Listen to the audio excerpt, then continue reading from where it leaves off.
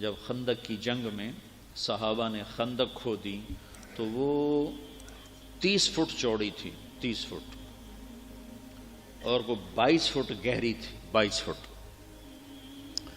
تو 10,000 کا لشکر تھا، کوئی اس کھائی کو پار کرنے کی ہمت نہیں کر سکا۔ تو عمر بن عبد ود، یہ بڑا شاہ سوار تھا اور 100 جنگیں لڑ چکا تھا، اس نے پھر اپنے گھوڑے کو اٹھایا اور دوڑاتا ہوا آ کر اس نے یوں جو اس کی لگام کو کھینچا ہے تو اس کے گھوڑے نے چھلانگ لگائی تو 30 فٹ کی کھائی کو پار کر کے صحابہ کے لشکر میں جا کھڑا ہوا۔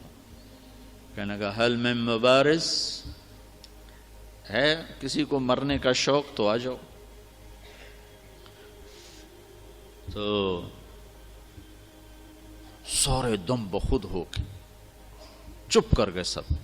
تو حضرت علی کی عمر تھی 21 سال، وہ کھڑے ہو گئے، یا رسول اللہ میں جاتا ہوں۔ اب کہ بیٹھو، یہ عمر ہے، عمر۔ اس نے پھر کہا ہے کسی کو جنت میں جانے کا شوق جس جنت کے دعوے کرتے ہو؟ تو کوئی نہیں کھڑا ہوا۔ حضرت علی کھڑے ہو، یا رسول اللہ میں جاتا ہوں۔ ہم نے کہا بیٹھو، یہ عمر ہے، عمر۔ پھر تیسری دفعہ اس نے کہا کدھر گئے تمہارے جنت کے شوق؟ تو پھر حضرت علی کھڑے ہو، کہا یا رسول اللہ مجھے بھیجیں۔ کہا یہ عمر ہے۔ کہا عمر ہے تو کیا ہے، مجھے بھیجیں تو صحیح۔ تو اچھا کہا جاؤ۔ پھر ان کے لیے دعا کی۔ تو یہ بچے سے وہ 100 جنگیں لڑا ہوا۔ تو حضرت علی شعر پڑھا کرتے تھے، انا الذی سمتنی امی حیدرا کلیس غابات کریہ المنظرا وفیہم بالصاع کیل السندرا۔ میں وہ ہوں جس کا نام اس کی ماں نے حیدر رکھا ہے، شیر، جو جنگل کا بڑا شیر شہنشاہ ہوتا ہے، اور میری تلوار ناپ تول کے کھوپڑیاں توڑتی ہے۔ تو جب وہ آئے نا تو اس نے پہچانا نہیں۔ کہنے لگا کون ہو؟ کہا علی۔ کہا بن عبد مناف؟ وہ پیچھے لے گئے۔ کہا نہیں بن ابی طالب کو، بھتیجے تو کہاں سے آ گیا؟ میں نہیں تمہیں قتل کرنا چاہتا۔ وہ اتنا مطمئن تھا۔ کہا میں نہیں تمہیں قتل کرنا چاہتا۔ کہا چاچا میں تو تمہیں قتل کرنا چاہتا ہوں۔ تو اس کو اتنا غصہ آیا، اس نے گھوڑے سے چھلانگ لگائی، وہ علی پہ ایسا جارحانہ حملہ کیا کہ علی کو پیچھے دھکیل دیا۔ تو غبار اٹھا، دونوں غبار میں چھپ گئے۔ تو اللہ کے نبی نے ہاتھ اٹھایا، یا اللہ علی کی مدد فرما۔ تو اس نے تھوڑی دیر کے بعد اس نے جو وار کیا جو سر پہ لگا حضرت علی کے ترچھا، اور کندھے پہ آ کے لگا، کندھا زخمی ہو گیا۔ تو اتنے میں حضرت اللہ کے نبی کی دعا ہوئی، یا اللہ علی کی مدد فرما۔ تو حضرت علی نے بڑھ کے وار کیا، اس نے ڈھال پہ روکا، وہ ڈھال کٹ گئی، سیدھا اس کی کھوپڑی پہ لگا اور 2 ٹکڑے ہو کو نیچے گر گیا۔ حضرت حسن اور حسین بیمار ہو گئے۔ تو اللہ کے نبی خبر لینے آئے تو دونوں بچے بیمار تھے۔ تو آپ نے کہا حضرت فاطمہ سے روزے کی منت مان لو کہ اللہ تعالیٰ بچوں کو شفا دے تو ہم روزے رکھیں گے۔ تو دونوں میاں بیوی نے 3 روزوں کی منت مانی کہ اللہ ہمارے بچوں کو شفا دے، ہم روزہ رکھیں گے۔ تو اللہ نے ان کو ٹھیک کر دیا۔ تو دونوں میاں بیوی نے روزہ رکھا، اور افطاری کا سامان گھر میں نہیں تھا۔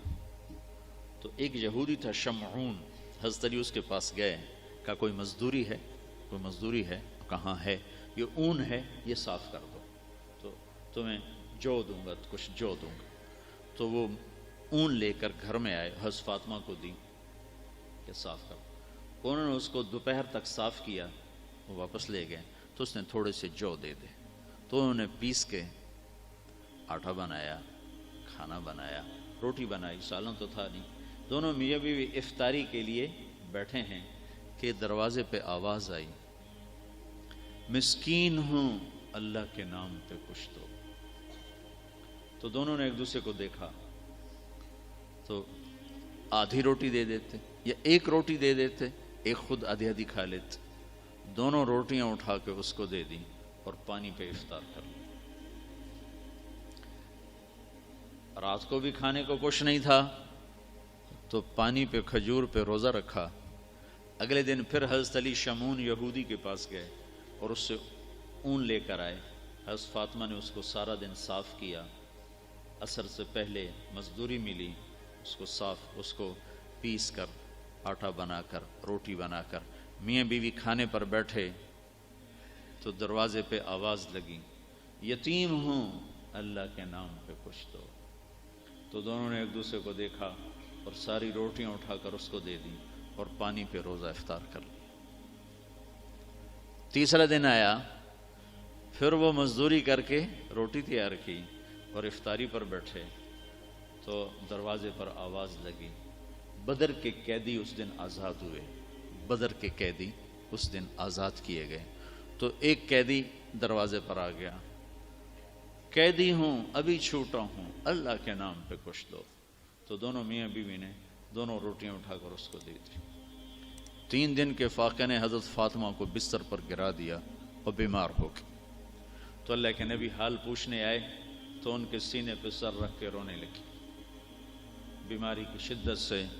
تو ان آنسوؤں نے جو آسمان میں ہلچل مچائی، جبریل قرآن لے کر اترا، وَيُطْعِمُونَ الطَّعَامَ عَلَى حُبِّهِ مِسْكِينًا وَيَتِيمًا وَأَسِيرًا إِنَّمَا نُطْعِمُكُمْ لِوَجْهِ۔ پوری آپ کو سنو پیچھے سے، اللہ نے کیا عزت بخشی۔ پیٹ بھرنا تو جانور کا بھی کام ہے، پیٹ ہی بھرنا رہ جائے تو جانور انسان میں کیا فرق۔ ان الابرار یشربون من کاس کان مزاجها کافورا عینا یشرب بها عباد اللہ یفجرونها تفجیرا۔ یہ میرے بندے ایک دن آنے والا ہے وہ پئیں گے جس کا انہیں تصور بھی نہیں، کافوری شراب پئیں گے۔ پھر اب ان کی یوفون بالنذر، اپنی نظر کو پورا کرتے، وہ منت کا لفظ، اپنی نظر منت کو پورا کرتے ہیں۔ یوفون بالنذر ویخافون یوما کان شرہ مستطیرا، اور آخرت کے دن سے ڈرتے ہیں۔ اب ان کی یہ صفت ہے، وَيُطْعِمُونَ الطَّعَامَ عَلَى حُبِّهِ مِسْكِينًا وَيَتِيمًا وَأَسِيرًا، یہ خود بھوکے ہوتے ہیں، عَلَى حُبِّهِ، خود بھوکے ہوتے ہیں اور کھلاتے ہیں مسکینوں کو، یتیموں کو اور قیدیوں کو۔ اور پھر ان کی اخلاص کی اللہ نے گواہی دی، انما نطعمکم لوجہ اللہ لا نرید منکم جزاء ولا شکورا۔